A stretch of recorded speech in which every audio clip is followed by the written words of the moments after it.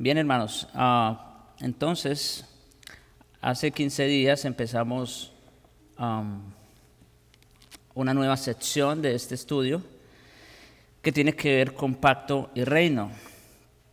Y como les decía, básicamente en aquella oportunidad, en esta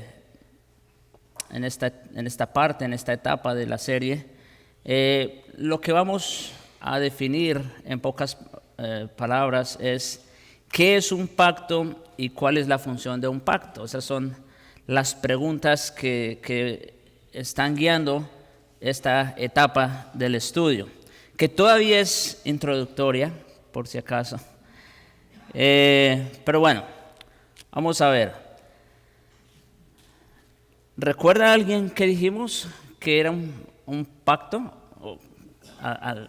¿Qué fue lo que...? Bueno, ustedes, de hecho, recuerdo esa vez que todavía no habíamos empezado el estudio, pero algunos de ustedes ya dieron algunas buenas definiciones. A ver si se animan.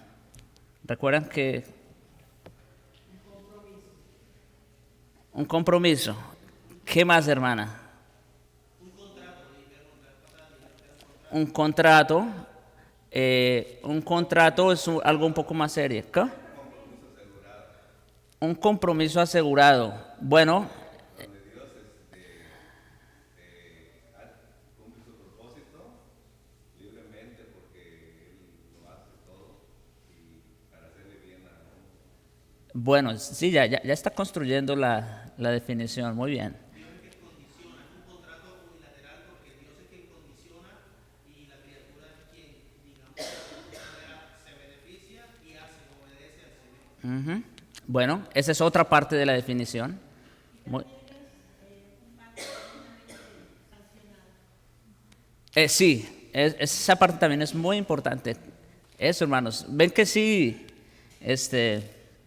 sí tenemos, sí rescatamos algunas cosas importantes, ya sea porque ustedes toman notas, lo cual es muy bueno.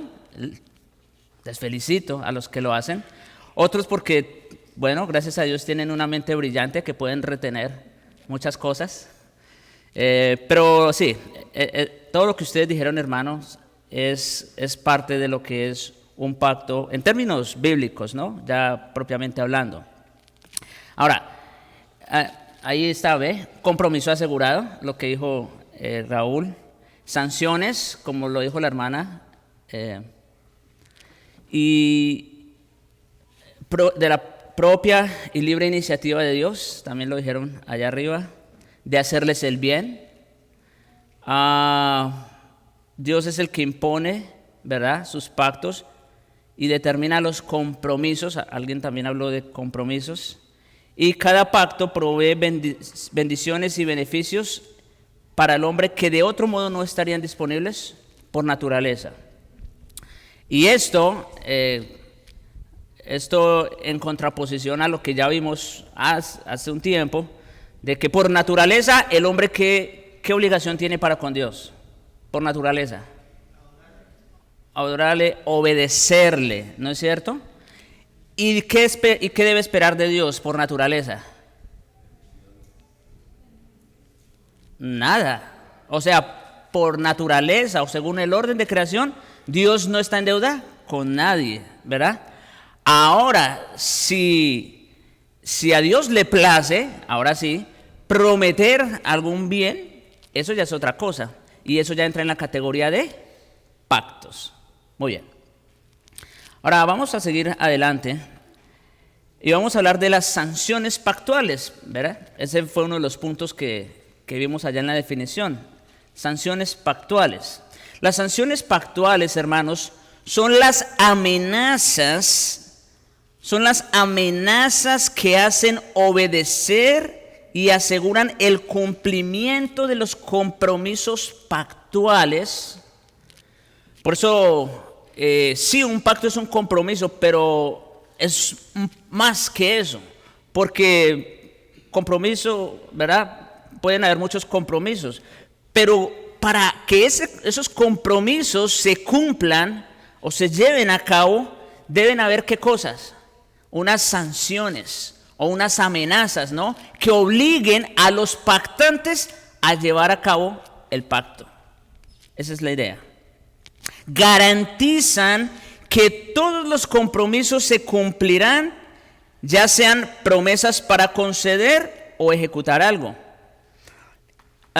Quienes hacen promesas tienen que cumplirlas. Quienes juran obediencia tienen que ser obedientes. Bueno, en este caso, ¿quién es el que hace las promesas? Entonces, Dios se impone, por decirlo de alguna manera, se impone a sí mismo sanciones de que Él va a cumplir con su palabra. Pero ¿quiénes juran obediencia? Exactamente. Entonces, nosotros nos comprometemos con Dios a ser obedientes, ¿verdad?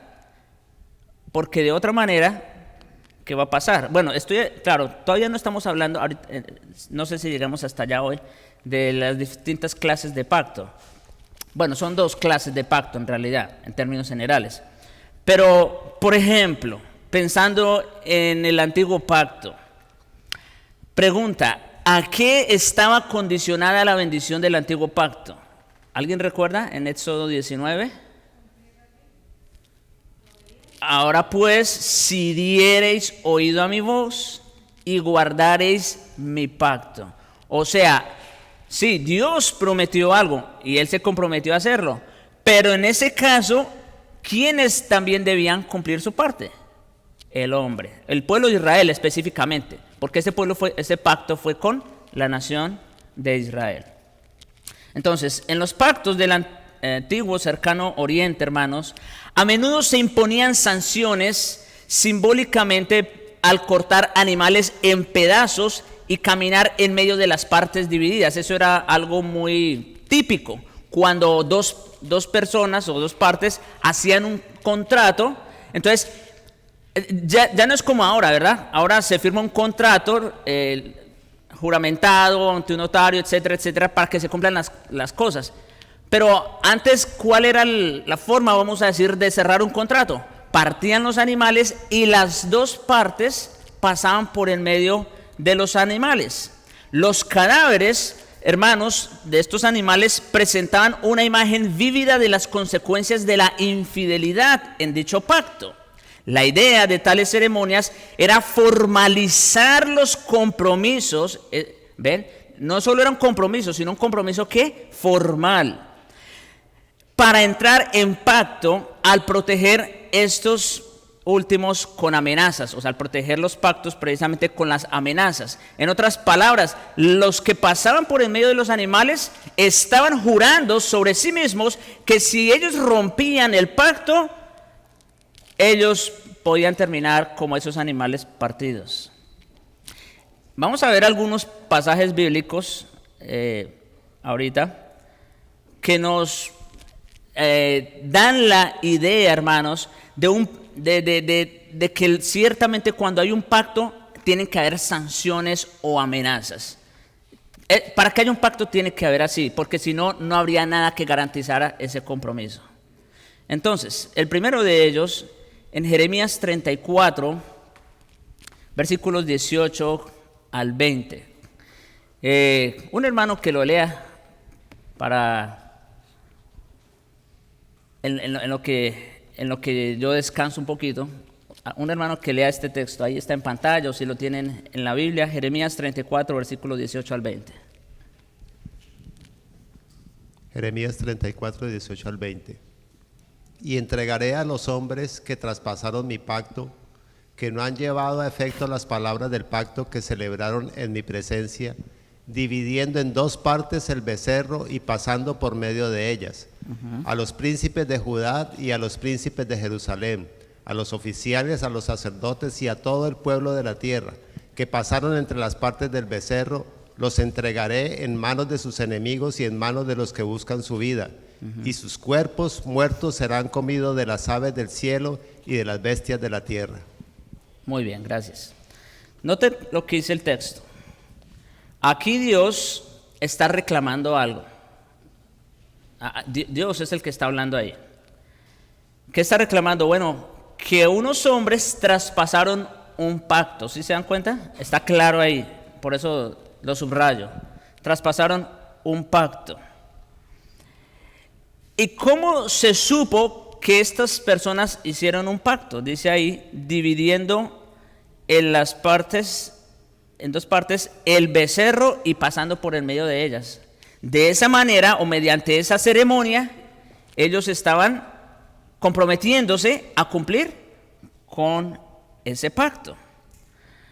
Algunos habitantes, para que ustedes sepan de qué está hablando el texto, porque, bueno, es un pacto, ¿qué pacto?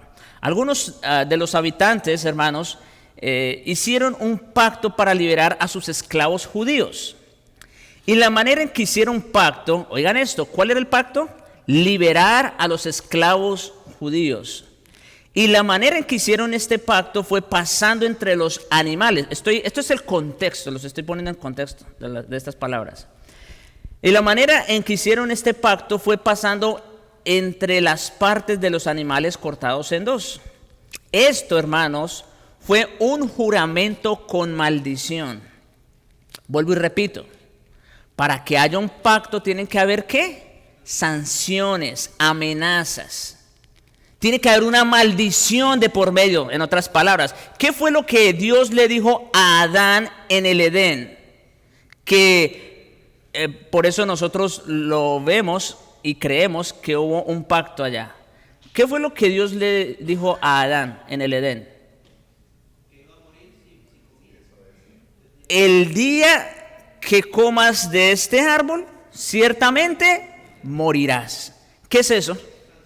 Una sanción, una sentencia, una amenaza. Entonces, esto, hermanos, fue un juramento con maldición.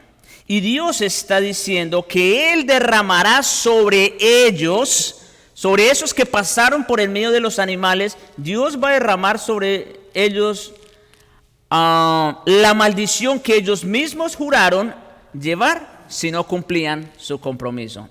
¿Ven? Ese es el reclamo que Dios les está haciendo aquí en estos versículos. Ustedes se comprometieron con eso, ustedes partieron unos animales, ustedes pasaron por el medio de ellos y no están cumpliendo con el contrato. Así que ya saben lo que les viene, ¿verdad? Parafraseando. Otro texto, este es un poco más conocido seguramente, está en 1 Samuel, primer libro de Samuel, capítulo 20, versículo 12 al 16. Otro hermano que nos quiera ayudar con esa lectura, por favor. Cualquiera. ¿No?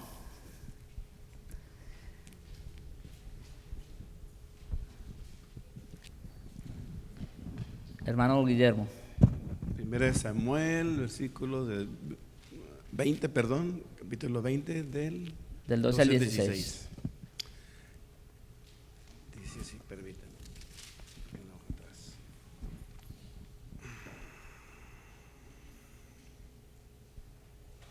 Entonces dijo Jonatán a David: Jehová, Dios de Israel, sea contigo.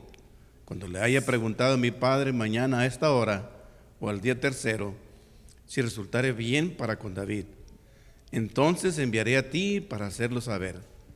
Pero si mi padre intentare hacerte mal, Jehová haga así a Jonatán y aún le añada, si no te lo hiciere saber, y te enviare para que te vayas en paz. Y esté Jehová contigo como estuvo con mi padre. Y si yo viviere, harás conmigo misericordia de Jehová para que no muera.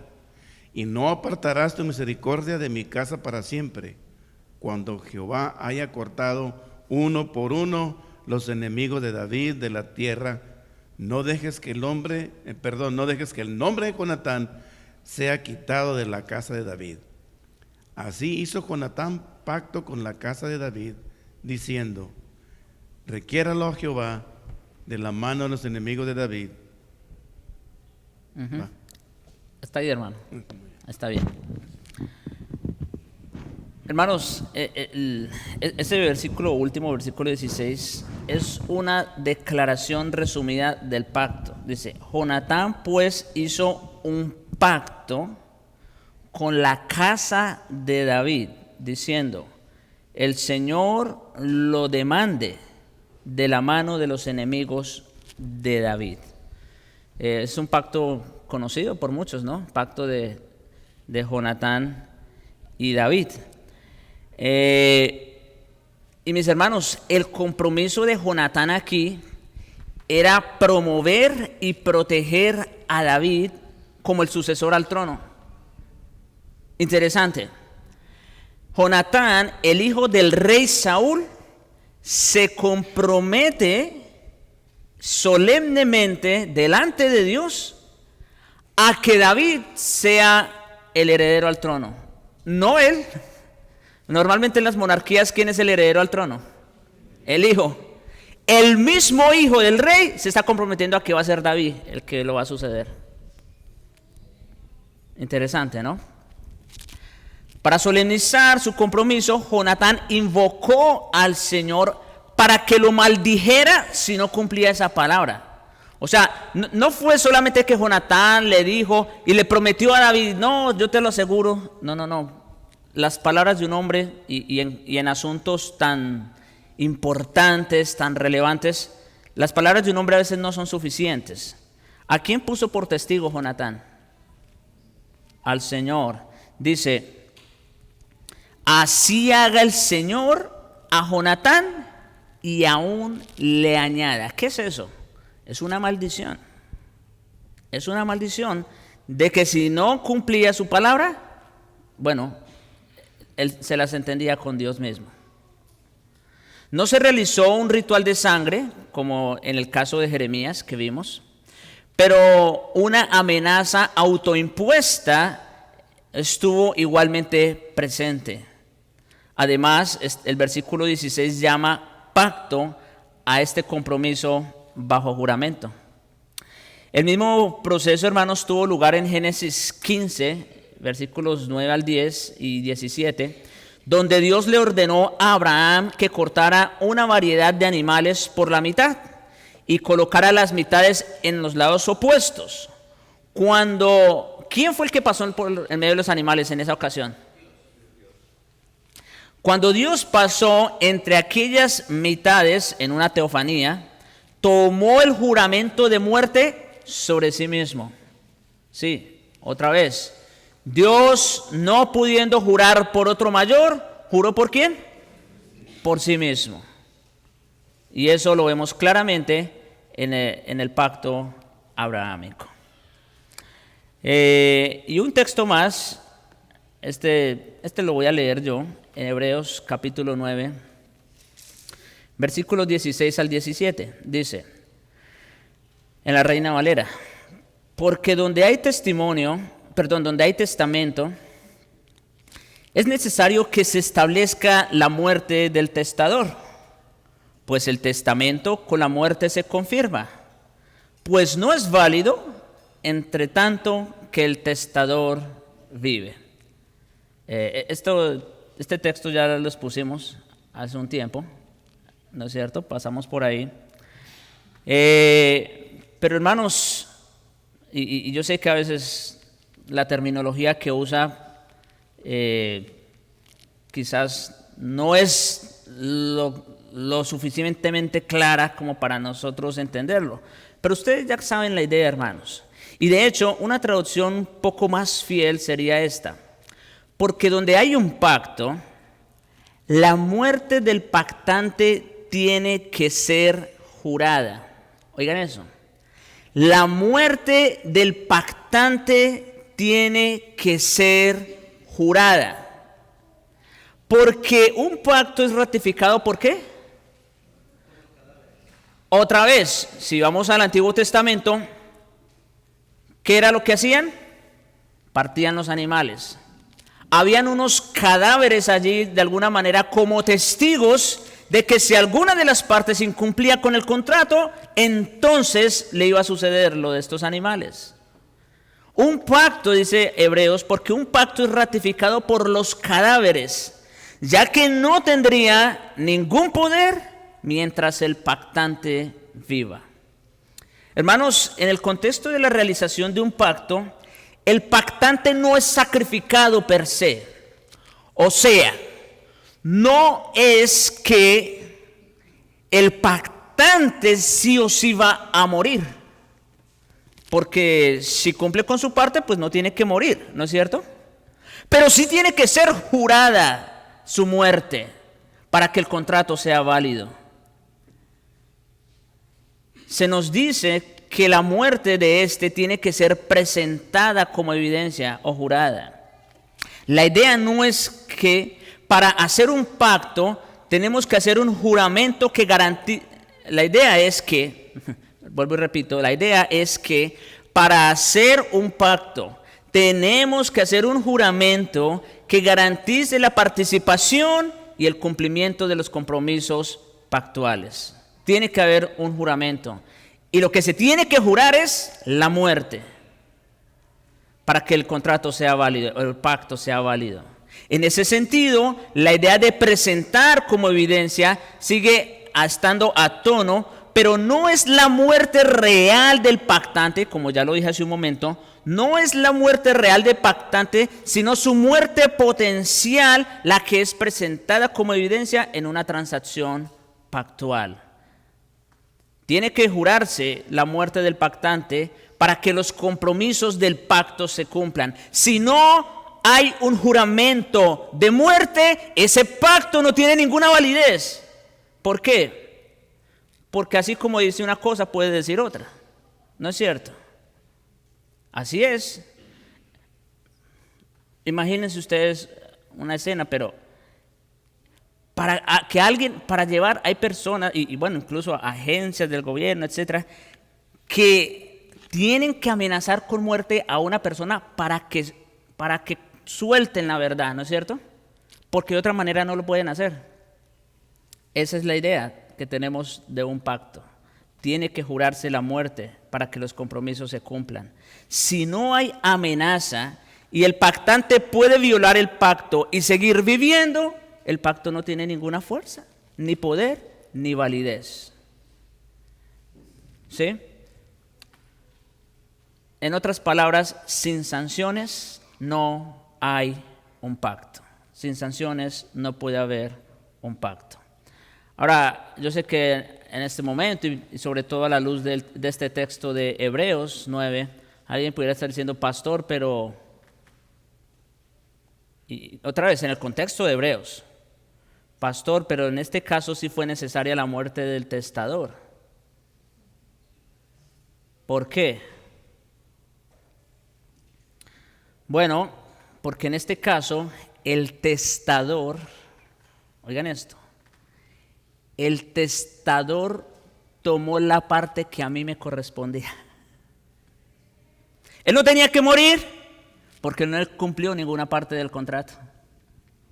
Yo era el que tenía que morir. Pero resulta que él tomó lo que a mí me correspondía y por eso fue a la cruz. Eso es gracia abundante. ¿Ven la importancia de entender esto de las sanciones pactuales, hermanos?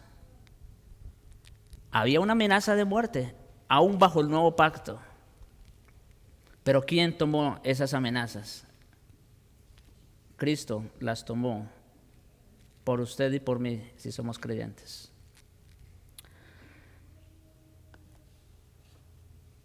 En resumen, un compromiso, hablando de las sanciones pactuales, un compromiso es solemnizado y formalizado como un pacto cuando se establecen sanciones, garantizando la participación de las partes y el cumplimiento de sus compromisos. De esa forma se solemnizan y se formalizan los pactos con sanciones. Como lo demuestran los datos bíblicos, o sea, las citas que acabamos de ver, la forma precisa de la ceremonia para hacer un pacto puede variar. Ya vimos en los ejemplos que no siempre se partieron animales, ¿no es cierto? Pero sí había una maldición autoimpuesta en algunos casos.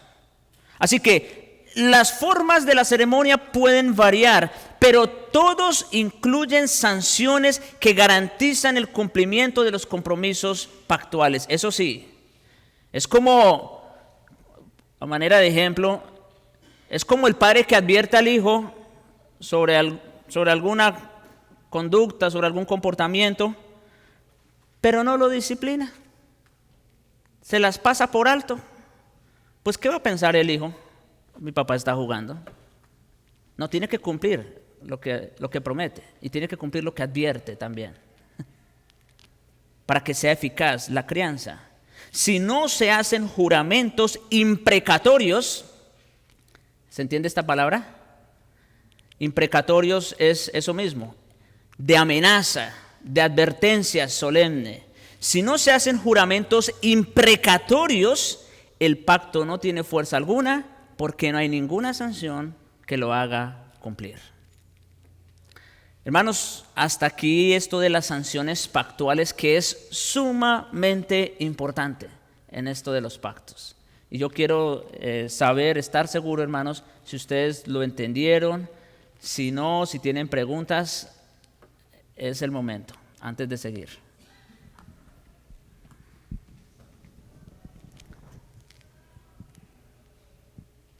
Yo tengo una observación. Sí. En la cristiandad profesante, muchas de las malas interpretaciones se debe a que ellos no tienen la teología del pacto.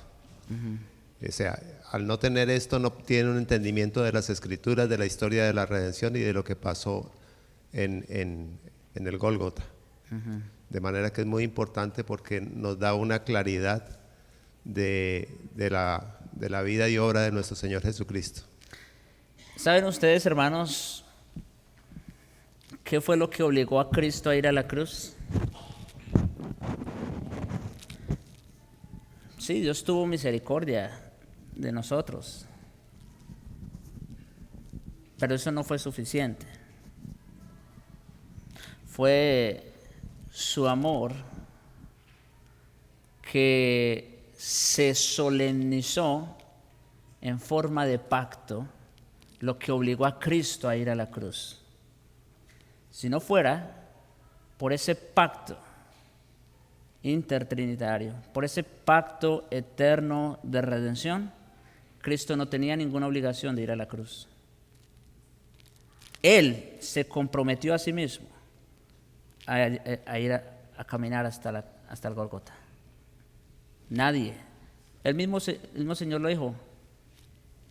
Nadie me quita la vida. Yo mismo la doy y yo mismo la vuelvo a tomar. Él juró solemnemente a su Padre pagar el precio del rescate. Fue ese pacto lo que le obligó a ir hasta la cruz. Sí, bueno, también de lo más destacado de esta enseñanza, que obviamente es muy importante, podemos entender mejor el texto de cuando Jesús le dice a Pedro, ¿verdad? En ese sentido que Pedro, que le dice que se aparte de mí, Satanás, porque eres piedra de tropiezo, debido precisamente a que Pedro, sin saberlo, al no querer que Cristo muriera, porque lo amaba y lo quería proteger, estaba diciéndole viola el pacto, y Pedro quería que violara el pacto. Entonces Jesucristo vio, esto no puede ser obra buena, sino del diablo, porque solo el diablo es un violador de pactos, pero él venía a cumplir el pacto, y Pedro, sin saberlo, estaba diciéndole precisamente eso, no viola el pacto, ¿verdad? Y no podía ser de otra manera. Por eso decía que era necesario, que él tenía que morir, era necesario, no se puede de otra forma. Por eso cuando el Señor hace esa oración famosa en el Getsemaní, Padre, si es posible. ¿Cuál es la respuesta? No es posible. Hay un pacto de por medio que no se puede romper. Kevin.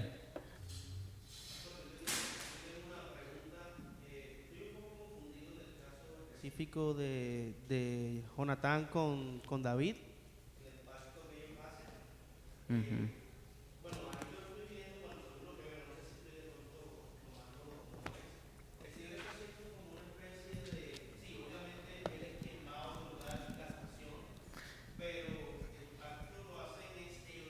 Entonces, digamos que yo no sé si estoy viendo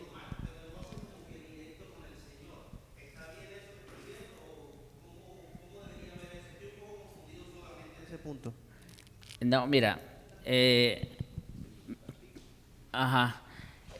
Para empezar, exacto, como dice Ricardo, este texto lo traje como una ilustración de lo que es un pacto, ¿no es cierto? De lo que implica la formalización de un pacto, ¿verdad? Por un lado.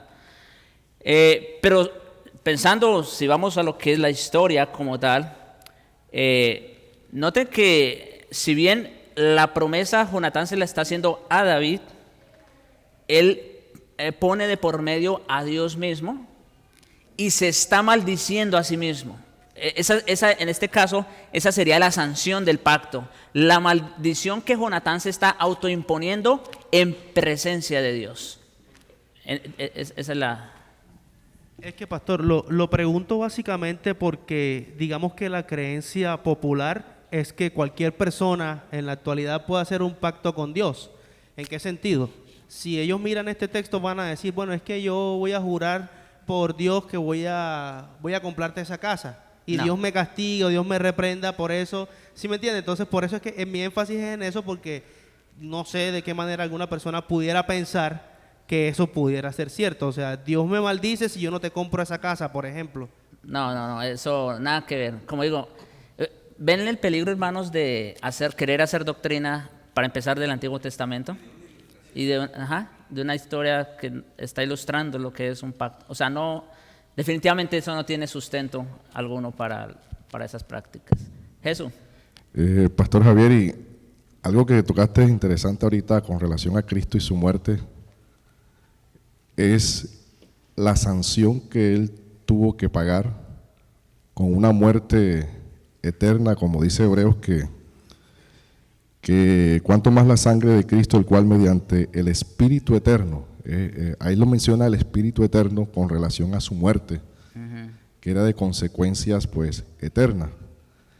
Porque muchas veces nos quedamos en el tema de que el cumplir la ley al 100%, el hombre podía alcanzar la salvación. Y muchas veces se ha escuchado así. No, si tú no cumples un solo mandamiento, ya negaste todo, y es cierto.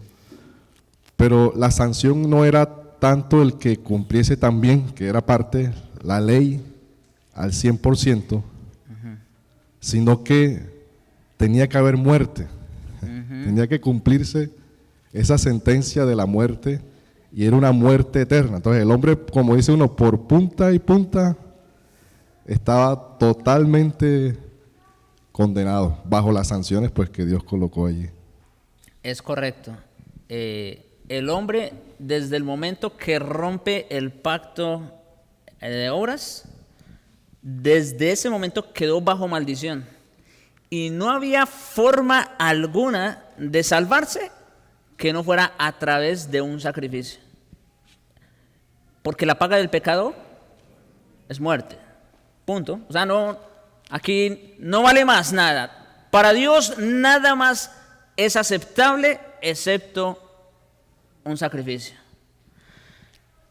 Y, como dije hace un momento, desde el momento que Cristo se autoimpuso la maldición, que como se dijo, eso fue en el pacto de redención, desde el momento que Cristo se autoimpuso esa maldición, o sea, en el sentido de tomar nuestro lugar e ir a la cruz, ya no había otra alternativa.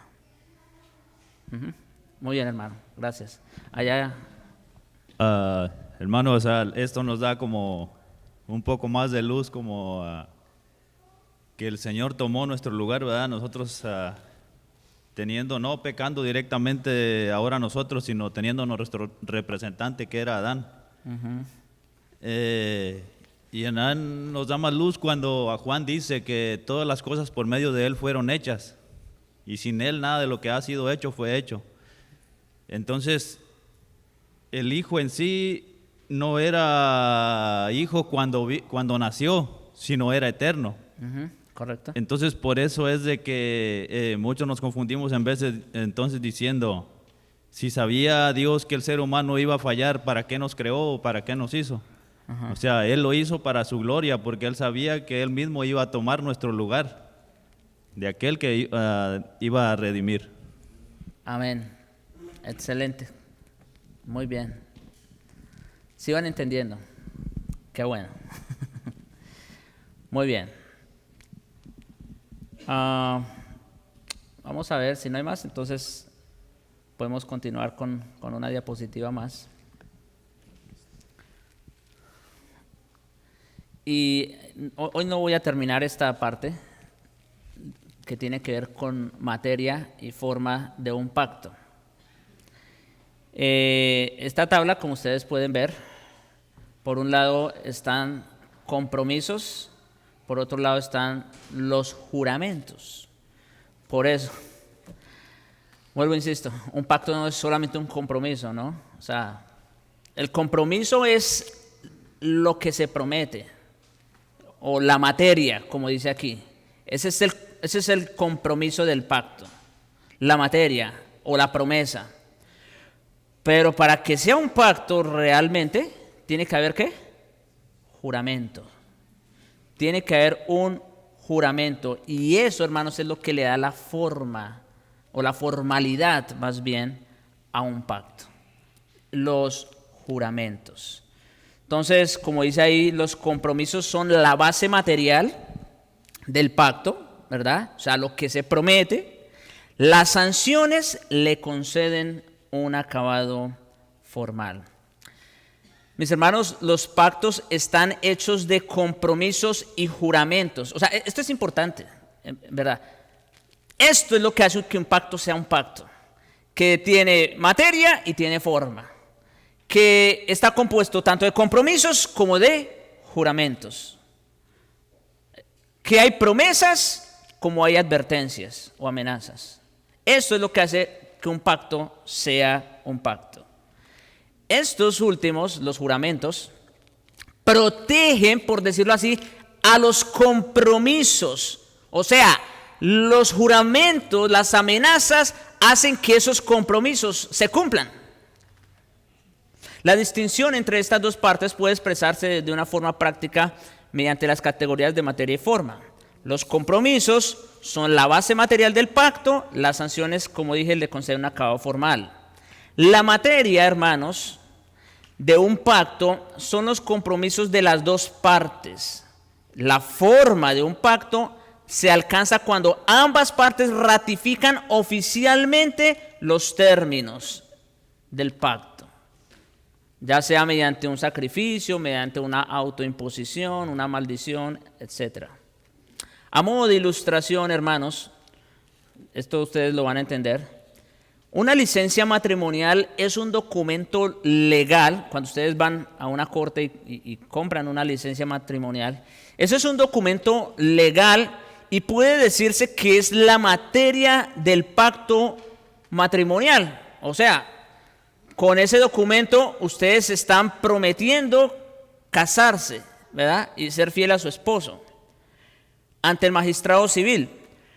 Pero hasta que la novia y el novio hayan hecho sus juramentos maritales ante el juez y hayan firmado esa licencia, el matrimonio aún no ha sido formalmente concluido o ratificado.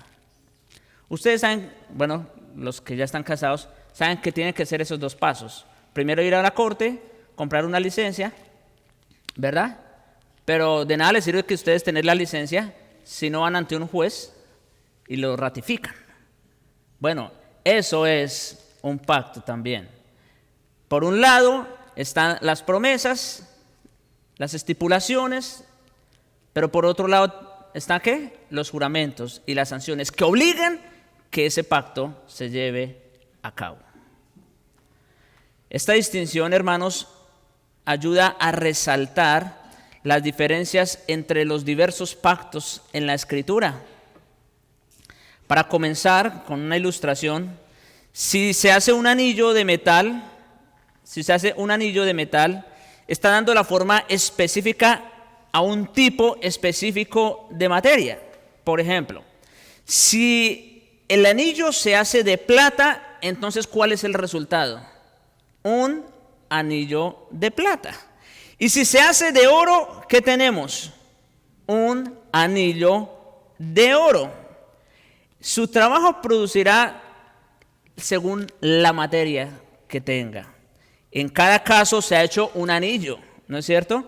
Pero los anillos están hechos de materiales diferentes. En otras palabras, hablando, ¿verdad? Analógicamente, los pactos establecidos sobre fundamentos o materias diferentes producirán formas diferentes. Por eso, hermanos, debemos tener cuidado, porque aquí es donde muchos se pierden, o incluso, por ejemplo, pienso en nuestros hermanos presbiterianos. Ellos hablan de un solo pacto de la gracia desde allá, desde Abraham. Pero hermanos, cuando entendemos este concepto, que cada pacto tiene su materia, que cada pacto tiene sus promesas específicas, ¿no es cierto? Y que cada pacto se juramentó, se ratificó específicamente, entonces no podemos concluir que todos son un solo pacto. No, hermanos. Cada pacto es independiente uno del otro, porque cada pacto tiene una materia distinta y por lo tanto una forma distinta. Eso es importantísimo. Cada pacto tiene una materia distinta y tiene una forma distinta. La esencia o la materia del antiguo pacto no es la materia del nuevo pacto. Por lo tanto, la forma del antiguo pacto tampoco corresponde a la forma del nuevo pacto, que ahí, dicho sea de paso, es donde se confunden con el tema del bautismo de infantes. Porque como ellos creen que la materia es la misma, entonces la forma es la misma. Nosotros creemos que como la materia es distinta, la forma también es distinta. Eso es importantísimo. Aquí yo creo que deben haber preguntas o comentarios. Eso espero. Vamos a ver.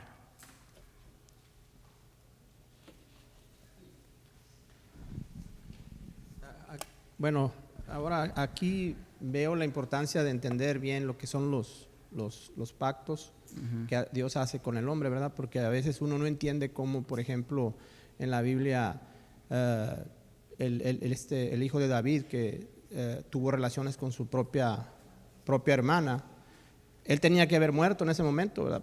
Por la ley, pero no pasó así. Entonces dices tú, ¿por qué? Pero ya te vas al pacto que hizo Dios con David, que le dijo a él desde un principio que iba a estar todo bien en su reino, pero él falló David en el pacto. Y después Dios le dice que la familia su familia se iba a levantar contra él, ¿verdad? Entonces Dios usó al hijo de David para cumplir esa sanción que él le había impuesto. Entonces cuando uno ve eso, entonces entiende uno mejor la importancia de entender esta materia. Mire, hermanos, Dios hace lo que sea, mueve cielos y tierra para que se cumpla su palabra, para que se cumpla lo que Él ha dicho y prometido o amenazado en un pacto, ¿verdad? Cualquiera de las dos, sea cumplir su promesa o cumplir sus amenazas, pero Dios hace lo que sea para cumplirlo. Muy bien. Sí, hermano.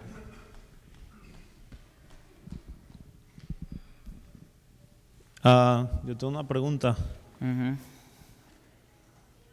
O bueno, más bien que si pudiera ampliar un poco más el punto de la confusión entre los presbiterianos y nosotros, ¿verdad? Porque ellos ven una sola esencia por la forma en que fueron salvos, ¿verdad? Por la gracia. Entonces,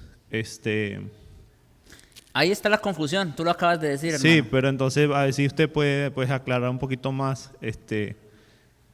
Ya son diferentes pactos, la salvación viene siendo por gracia, pero ¿dónde está el punto en el que hay la confusión? O sea, un poquito más explícito, digamos. Es lo que... Por eso, el punto de confusión es ese, que ellos como entienden que la materia o la esencia del pacto es la misma, entonces por eso vienen a las formas quiere decir las ceremonias, ¿verdad? los ritos, y entonces ellos entienden que se tiene que seguir de alguna manera con lo mismo. Obviamente, y como ya lo dijo Abiezer, hablando, vamos a decir, en términos salvíficos, ¿verdad? ¿Cómo fueron salvos los santos del Antiguo Testamento? ¿Cómo son salvos los santos ahora? Bueno, fueron salvos en base a la misma obra, a la obra de Cristo. Pero si te das cuenta, ¿verdad? Y eso está clarísimo en las Escrituras, las formas fueron diferentes. O sea, ¿qué tenía que hacer un santo en el Antiguo Testamento para que su pecado fuera cubierto? Solamente cubierto, porque no podía ser removido y su conciencia no podía ser limpia. Pero ¿qué tenía que hacer un santo en el Antiguo Testamento? Ofrecer un sacrificio de animal. Ahora, ¿qué tiene que hacer un santo en el Nuevo Pacto? Ya, es todo. ¿Se dan cuenta? O sea, la salvación siempre ha sido por gracia, eso no está en duda, ¿ve? Ese no es el punto. El punto es cómo se ejecuta el plan de salvación. Esa es la diferencia. En el Antiguo Pacto fue de una forma, en el Nuevo es de esta forma, ¿ve? Aunque obviamente, por supuesto, todos esos sacrificios, ritos, ceremonias, etcétera, ¿hacia dónde apuntaban? Pero hermanos, ya lo he dicho otras veces, mientras, lo dice Pablo también en Gálatas, mientras el heredero es niño, ¿qué dice? En nada difiere del esclavo. ¿Qué quiere decir Pablo con eso? Bueno, que estas personas tenían que vivir, vamos a decir, esclavos de la ley en cierta manera, ¿ve? Con todas esas ceremonias, esos rituales, ellos eran esclavos en ese sentido. Y sí, ellos vivieron de hecho bajo el tiempo de la ley, como ya se dijo también otra vez aquí. Pero en términos específicos de salvación, ellos hubieran podido ofrecer todos los sacrificios del mundo y no hubieran tenido validez hasta que no viniera, ¿quién? Hasta que no viniera la gracia prometida. Una cosa es la gracia prometida y otra es la gracia revelada. Eso debe estar claro como el agua. Si no tenemos claro eso, nos vamos a perder. Una cosa es la gracia prometida y otra es la gracia revelada. ¿Quién es la gracia revelada? La persona de Jesucristo. Sí, mira, es importante, hermanos, lo hemos dicho varias veces, le ruego a mi Dios que se nos quede, porque es tan claro. Mira, yo les dije que lo que nos cambió el texto es la doctrina, lo que los presbiterianos no ven. Vayan a Gálatas 4 y revisen el texto, ¿verdad? En Gálatas 4 está la claridad perfecta, mientras que la gracia, que es Sara, estaba estéril, reinó la ley. Esa es Agar. Las dos mujeres son una alegoría. Una representa el pacto de obras y la otra representa el pacto de gracia. Así que los presbiterianos están completamente equivocados creyendo que el pacto de gracia reinó desde el Antiguo Testamento, porque la doctrina lo prohíbe rotundamente. No, el pacto de gracia tuvo efecto hasta que vino la simiente prometida, que es Cristo por Dios. Eso esté claro y que no se les quite nunca de su mente, clarito. Entonces no importa que los presbiterianos tengan hombres de la altura tan grandes como Archie Sproul, con todos mis respetos, es uno de los más grandes, están equivocados, porque siguen con su idea de interpretar las cosas y queriendo acomodar un bautismo que no existe, se pierden rotundamente. Ese bautismo no tiene sentido porque solo se bautizan los creyentes, las personas que creen. Pero entonces ellos no buscan una manera de acomodarlo y se les ocurrió lo de los pactos. Entonces, como dice Javier, cuando el pacto entró en efecto, el pacto de gracia fue cuando viene Cristo. En el Antiguo Testamento, Isaac era solo ¿cómo se dice? La palabra que estamos usando cada rato es un símbolo, ¿verdad? Era un símbolo, era un tipo. La palabra es tipo. Isaac era un tipo, ¿verdad? Entonces, así como dice, también ahora que llega Cristo, entra a efecto el pacto de gracia. Así que los antiguos se salvaron sí por gracia, ¿En qué? En una promesa. En una promesa. Nosotros somos salvados por gracia. ¿Qué? En algo que ocurrió en el pasado. Exacto. ¿Verdad? Entonces hay cosas diferentes, los pactos son diferentes y no tiene sentido lo que ellos dicen. Por la razón que yo cambié inmediatamente la postura, porque el mismo pastor Javier lo enseñó, todo lo que los presbiterianos creen. Él llevó todo esto anteriormente y fue así. Pero fue hasta que vimos este texto y los estudios nuevos que tienen, que vimos el error. Por eso les digo, las reglas hermenéuticas son serias. Cuando las violamos, nos hacemos pedazos en la teología. Que de hecho, a propósito, el error básico de ellos, de nuestros hermanos, a ellos los llamamos hermanos porque creen lo mismo en términos de salvación, pero el error básico de ellos parte ¿de dónde? De una mala hermenéutica. Porque si usted le pregunta a un hermano presbiteriano, ¿quién interpreta a quién? O sea, el antiguo al nuevo, el nuevo al antiguo. Algunos y muy buenos teólogos como Berkhoff dice, bueno, el antiguo tiene la llave para interpretar el nuevo. ¿Te imaginas eso? El antiguo tiene la llave para interpretar el nuevo. O sea que hablaron más claro en el antiguo que en el nuevo. Otros un poco más conservadores van a decir, bueno, puede ser en ambas direcciones, a veces de aquí para allá y a veces de acá para allá. Tampoco es así. ¿Quién tiene la llave para interpretar qué? Ustedes ya lo saben, es el nuevo, la doctrina. ¿Ibas a decir algo? Sí, en Biblia de las Américas nos ayuda mucho Juan 1:17, porque la ley fue dada por medio de Moisés. Sí, ese texto también. La gracia y la verdad fueron hechos realidad por medio de Jesucristo. Y qué bueno que traes las Américas, porque ahí es más claro el énfasis. Ese texto todos se lo deberían saber de memoria. Juan 1:17. Es claro. Y es bien fácil, porque se sabe en Juan 3:16, nomás póngale un puntito más. Y que en lugar de 3 es 1.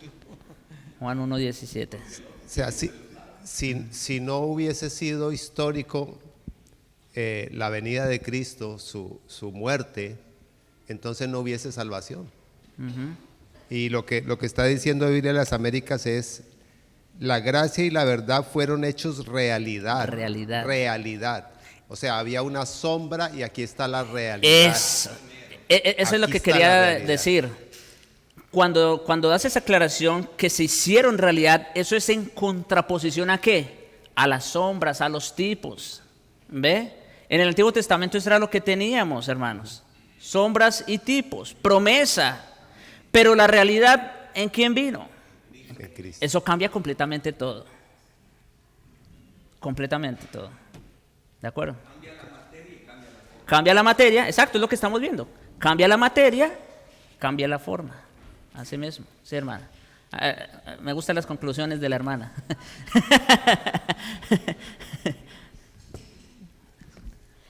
Bueno, lo que yo veo es que hay una continuidad en la promesa, que es la misma promesa, pero hay discontinuidad porque el reino de Cristo y el nuevo pacto es diferente al reino nacional. Eso, y para allá vamos, hermana, te digo. Las conclusiones de la hermana. Híjole. Aquí yo ratifico lo que dijo Ricardo. Si usted fuera hombre, estaría aquí.